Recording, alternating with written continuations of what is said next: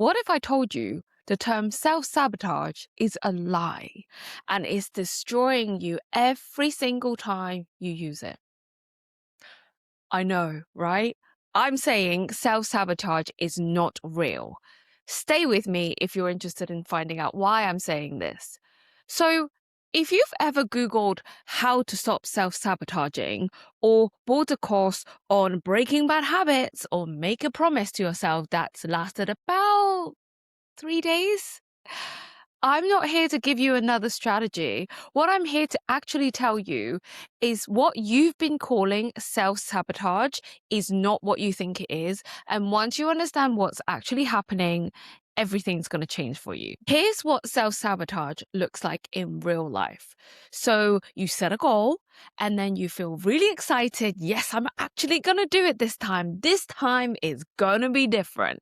Then something happens. You get busy, you talk yourself out of it, you roll around in bed because it's too cozy, and then you find another reason why now is not the right time. You start something that you were excited about, and then you stop. A few days later, you start and stop and start and stop. Or maybe it's a little more subtle than that. Maybe it's when you're getting really, really close to something. It's an opportunity, it's a relationship, it's a version of your life that looks and feels amazing. And then somehow you find a way to not quite get there. Or you get there and then you're like, oh, no, this is not for me. And you undo everything.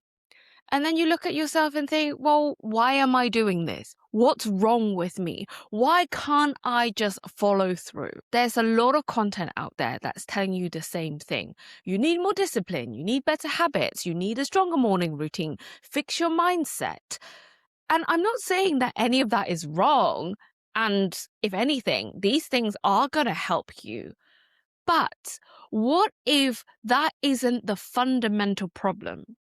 What if you've been blaming yourself for something that was never your fault to begin with? Here's what I really want you to sit with. None of us actually wake up in the morning and think, today I am going to deliberately destroy my own progress. Today is the day I'm going to make sure that I do not follow through on the things I said I wanted.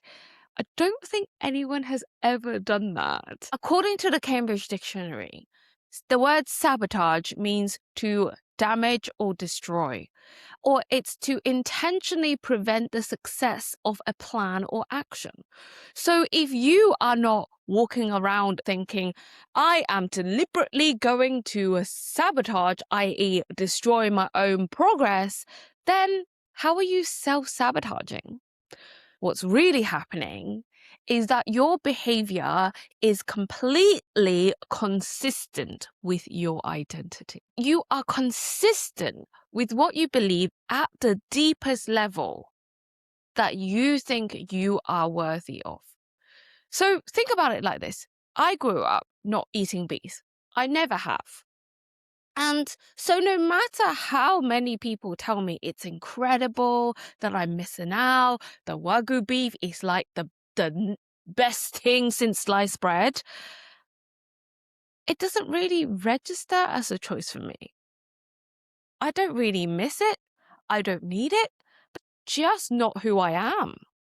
And that's exactly what's happening when you think you are self-sabotaging. You're not destroying your progress. You are just being completely loyal to the version of you that doesn't yet believe she deserves what she's reaching for. So your behavior is not the root of the problem. It is your identity doing exactly what it's built to do. So stop saying that you are self-sabotaging. Stop blaming yourself for that. It's protection, and there is a huge difference. Now, let me tell you what happened in April 2023. I was at Lisa Nichols' event, the Lisa Nichols event in Charleston, and I'd flown literally halfway across the world to be there. She's my idol. She's someone I've been following for years, and I've always wanted to meet her in person. I had invested so much to be in that room. And the moment I walked in, I literally immediately almost walked out. Not because I didn't want to be there. I really wanted to be there. Imagine I just literally landed on that day. But when I looked around the room, I was the only Chinese woman there. It might sound quite odd to you why I just wanted to get out. But the thing is, when I grew up in a historical English town where my family was the only Chinese family. Most kids in my class had never seen a Chinese person before. I was always the odd one out, and I got bullied really badly. And so I learned very early on, age of 9 to be exact, that was when I was the only Chinese person in the room, I was not safe. So my body learned to protect me, to shrink, to hide, to run away, make yourself as small as possible so no one can notice you, because then no one can hurt you. And in that room in Charleston, this is decades later, that little girl kicked in and she wanted to get out. Now, I want to ask you, with that background knowledge, do you still think that if I had walked out of that room, that would have been self-sabotage? No, it's just a protective mechanism that is so deeply rewired into my identity that it didn't even feel like a choice. It felt like this is the truth and someone is going to say something to hurt me. It's like I did not belong in there. I should leave now. That was just a little girl in the small English town keeping me safe because that was the only way she knew how to. And she was doing her job properly. And by the way, I didn't leave that room, and thank goodness I didn't. So I wanted to give you a real life example of what is actually happening when you call yourself self-sabotage. So every single time you are self-sabotaging, you're not failing, you're not weak, you're not broken. It's just that you have been loyal to an identity that was built in years and years ago to protect you. And that identity has learned that reaching further, being seen, going out there, following your dreams wasn't safe. Or it's just not for someone like you. Someone would have said that somewhere to you. Here's what I really want you to hear. You can't discipline your way out of that. You're not going to habit stack your way out of that.